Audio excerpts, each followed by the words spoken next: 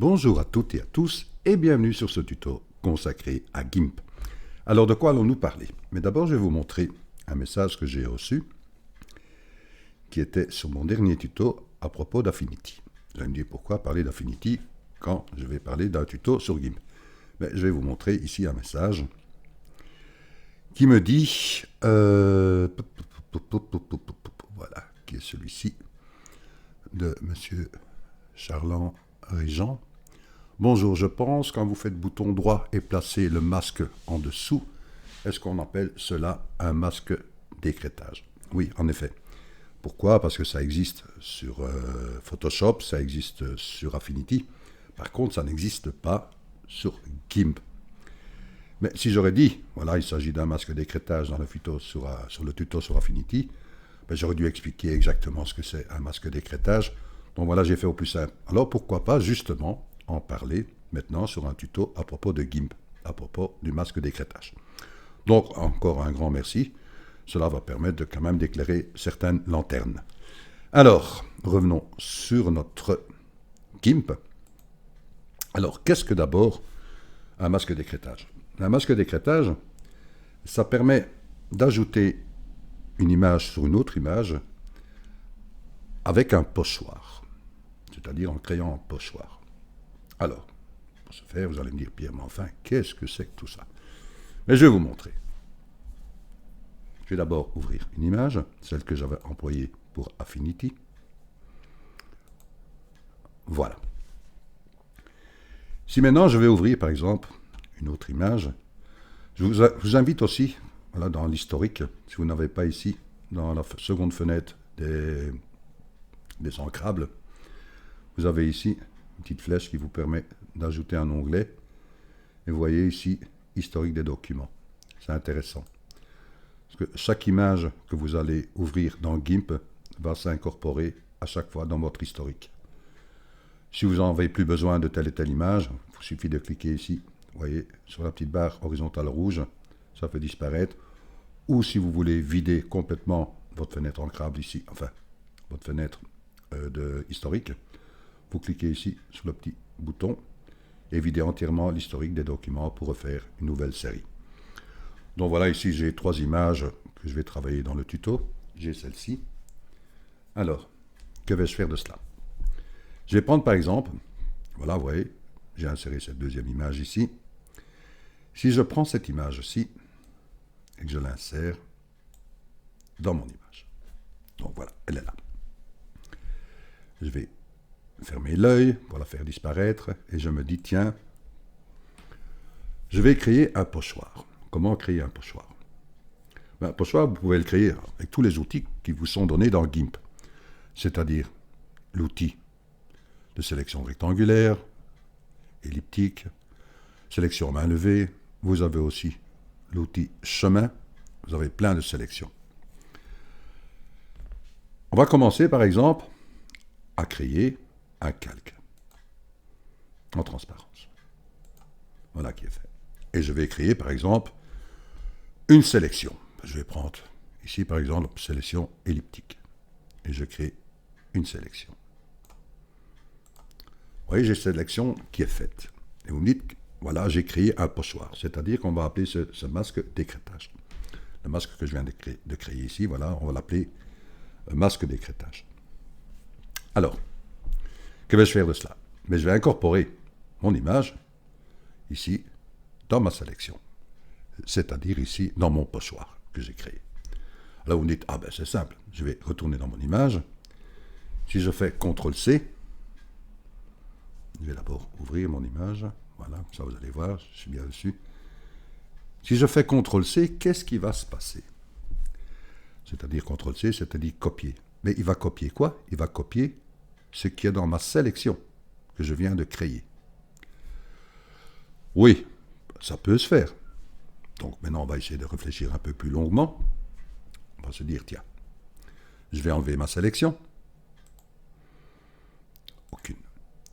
Si je viens maintenant ici, en disant que je n'ai même pas encore créé mon calque ici en transparence, hein, vous venez sur votre image que vous venez d'ouvrir, et vous faites CTRL-C. Donc vous copiez votre image. Automatiquement, automatiquement que vous la faites copier, elle se met dans le presse-papier. Donc elle est là. On sait qu'elle est copiée dans le presse-papier. Si maintenant je viens ici dans mon masque, que je viens de créer, mon calque en transparence, et je vais mettre une sélection, elliptique par exemple, voilà, je clique dessus, j'ai une sélection qui est faite, et je vais faire coller édition, c'est-à-dire ce que j'ai copié, je vais le coller, et je vais le coller dans la sélection. Boum. Vous voyez ce que j'ai copié maintenant, mais elle s'est mise en sélection flottante. C'est-à-dire que si je peux lui attribuer deux façons, soit en lui créant un nouveau calque, soit en faisant ancrer. Donc elle va l'ancrer dans quoi? Dans mon calque qui était ici mis en transparence. Mon masque d'écrêtage. Disons que je vais mettre ici en nouveau calque. Boum, ça donne ceci. Ce n'est pas le but. Donc je reviens en arrière. CTRL 7. Je suis en sélection flottante. Donc qu'est-ce que cela me permet? En sachant que j'ai une sélection qui est faite sur une image qui est ici, ma fleur. En étant sur ma sélection flottante, si je clique ici sur l'outil de déplacement, je peux encore déplacer, voyez, toute la dimension de mon image qui est derrière. Voyez, donc je vais prendre ceci par exemple. C'est un exemple, hein, ou ceci, voilà. Une fois que ceci est fait, je peux ancrer mon image dans mon calque. Ceci étant fait, je peux encore, moi, déplacer le tout.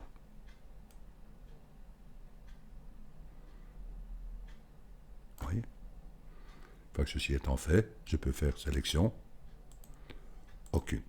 Donc, j'ai créé un masque d'écrêtage.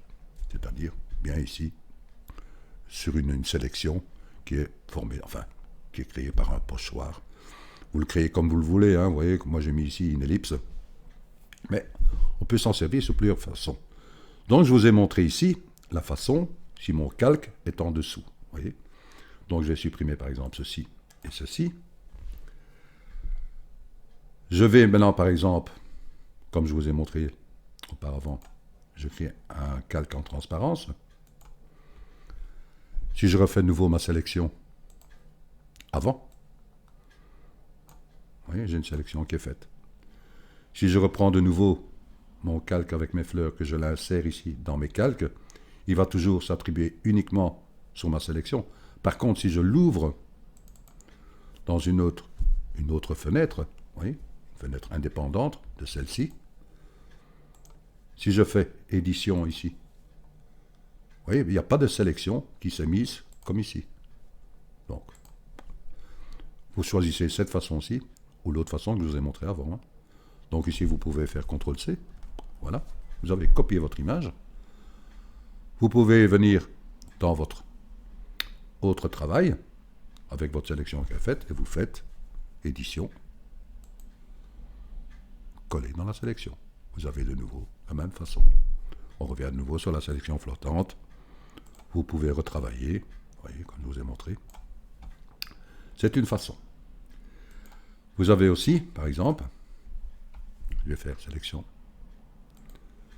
Aucune. Ici, j'ai travaillé sur un calque de transparence. Si, par exemple, maintenant, je vais créer un texte, pourquoi pas. Je vais le mettre en blanc, par exemple. Voilà, et je vais mettre GIMP. Voilà, je vais le déplacer. Je vais le mettre ici. Voilà. Donc, tous des exemples. J'ai bien une sélection qui est faite, vous voyez, avec un texte. Si maintenant, dans mon calque texte, je fais un clic droit dessus, et je fais de nouveau alpha vers sélection. Qu'est-ce qu'il a fait? Il a sélectionné tout ce qui est en opacité. D'accord? Donc j'ai bien mis ici le GIMP. Si je reviens ici, et que je fais CTRL-C, mais je l'avais fait auparavant, Donc je pouvais même le garder. Et je reviens ici et je fais de nouveau édition, coller dans la sélection. Vous avez exactement la même chose. Vous voyez? Donc là, je peux de nouveau prendre l'outil de déplacement et déplacer. Vous voyez? Une fois que ceci étant fait, vous créez votre... Enfin, ici, vous pouvez ancrer dans votre texte. Voilà. Vous faites sélection, aucune. Oui, et vous pouvez toujours encore déplacer. Hein. Vous pouvez le mettre ici, par exemple. Voilà. Voilà ce que peut donner ici les masques d'écrêtage, c'est-à-dire que vous créez, bien sûr, un pochoir. Vous pouvez le faire comme vous voulez, même avec une brosse. Hein. Si vous prenez par exemple une brosse, je vais créer un calque. Voilà, je vais fermer celui-ci, par exemple. Je vais créer un calque en transparence. Je vais prendre une brosse. Je regarde ma brosse. Et je vais prendre une étoile, par exemple. Je vais agrandir. Encore. Voilà. Vous voyez, j'ai créé. Qu'est-ce que je fais de ça? De nouveau un clic droit. Je fais alpha vers sélection. Voilà. Si je fais édition, coller dans la sélection, je suis toujours parti avec ma fleur, puisqu'elle a toujours été mise dans le presse-papier. Je peux encore travailler. Vous voyez, je vais faire comme ceci, par exemple. Je l'ancre dans mon calque. Voilà. Je fais sélection. Aucune. Vous voyez, c'est tous des petits exemples. Vous pouvez par exemple aussi, un exemple. Voilà, je vais fermer ceci. Je vais créer un calque en transparence. Je vais agrandir. Je vais prendre par exemple l'outil de sélection à main levée. Je suis bien ici. Remplacer la sélection, voilà. Je vais faire un point par exemple ici. Ici. Ici. Tous des petits tests que je vous fais. Là, j'ai une sélection qui est faite. Si par exemple je vais faire, vous voyez, tous les petits carrés, ben, je vais prendre ici toujours l'outil de sélection. Et là, je vais réduire. Vous voyez, en cliquant ici sur le troisième pictogramme, soustraire de la sélection actuelle. Vous pouvez le faire en agrandissant. Hein. Voilà, vous prenez par exemple une sélection ici. Là, parce que je vais enlever ceci en fait, ce qui est à l'intérieur. Là. Vous voyez, je reprends une autre. Oups, pardon. Quand on va aller trop vite, je vais faire la main levée au lieu de tous des petits exemples que je vous montre. Voilà, là je refais à nouveau un clic.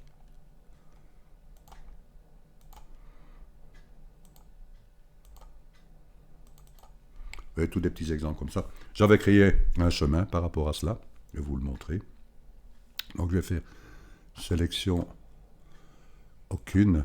Je vais aller dans mes chemins. Je vais faire un clic droit. Je vais importer un chemin. Voilà, décrétage, ouvrir. J'ai oublié de mettre l'apostrophe, pardon. Ouvrir. Je crée ma sélection. Vous voyez. J'ai une sélection qui est faite. Je peux toujours encore jouer avec édition. Je pense qu'il est toujours dedans. Coller dans la sélection. Ouais, toujours dedans. Là, je reviens ici et je peux l'ancrer. Voilà, sélection. Aucune. Que peux-je faire de ça? On peut encore jouer avec les ombrages. Ici, je vais... oui, je vais faire alpha vers sélection. Voilà, ma sélection est faite. Je peux lui attribuer un masque de calque en blanc. Voilà, je suis bien sur mon masque de calque. Je vais prendre l'outil dégradé qui est ici. Voilà, je vais prendre du noir au blanc. Et je vais chercher, je suis bien en linéaire. On s'amuse, c'est le but. Du blanc au noir, j'inverse. Voilà. Et je fais...